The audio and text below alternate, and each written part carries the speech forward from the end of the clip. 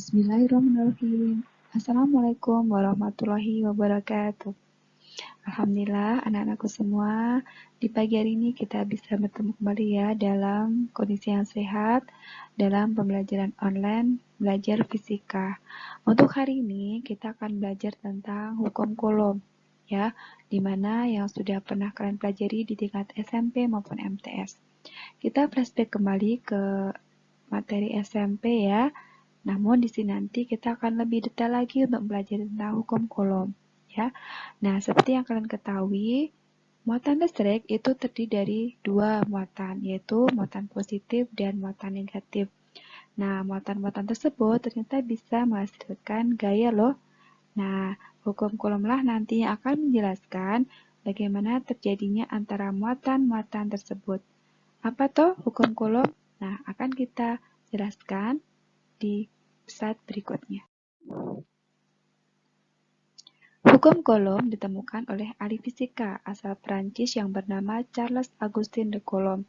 Coulomb melakukan penelitian mengenai gaya yang ditimbulkan oleh dua benda yang diberi muatan listrik yang dipisahkan oleh jarak tertentu. Hukum Coulomb pada dasarnya menyatakan bahwa interaksi muatan listrik yang sejenis akan tolak-menolak, sedangkan muatan yang berlainan jenis akan tarik-menarik. Dari hasil percobaan Coulomb tersebut dapat dinyatakan bunyi hukum Coulomb sebagai berikut. Besar gaya tarik-menarik atau tolak-menolak antara dua benda bermuatan listrik berbanding lurus dengan muatan masing-masing benda dan berbanding terbalik dengan kuadrat jarak antara kedua benda tersebut.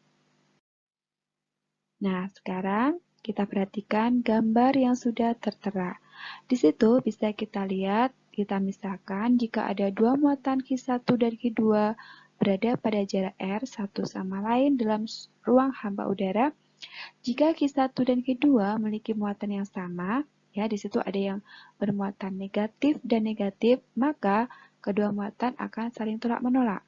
Sedangkan gambar yang di atasnya adalah jika keduanya memiliki muatan yang berbeda, itu contohnya ada muatan positif dan negatif ya, Q1 dan Q2, maka kedua muatan akan saling tarik-menarik. Nah, kau perhatikan gambar yang sudah saya perlihatkan.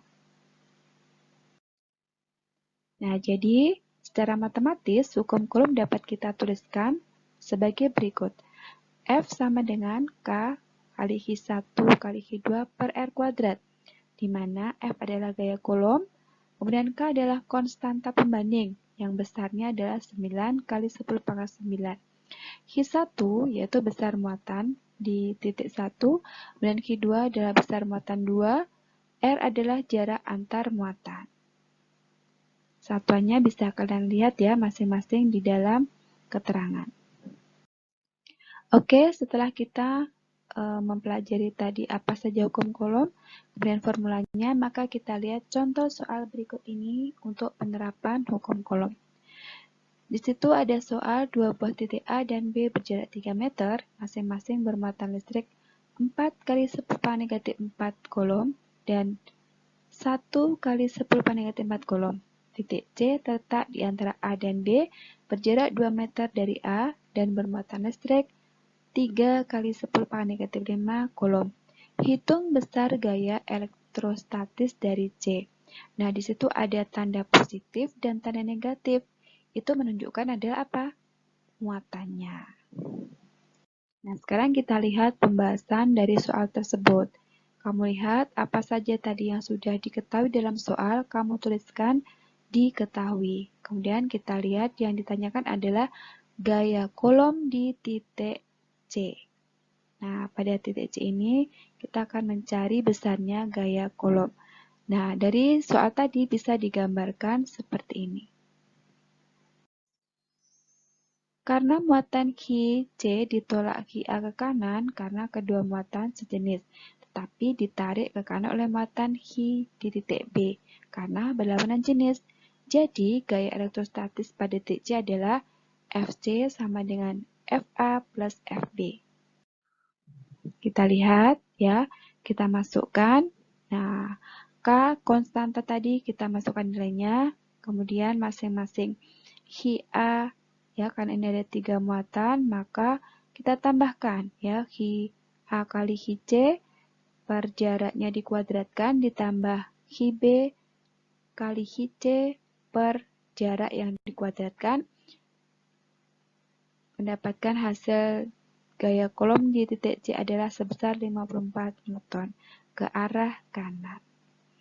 Nah, itu tadi ya penjelasan dari sedikit hukum kolom.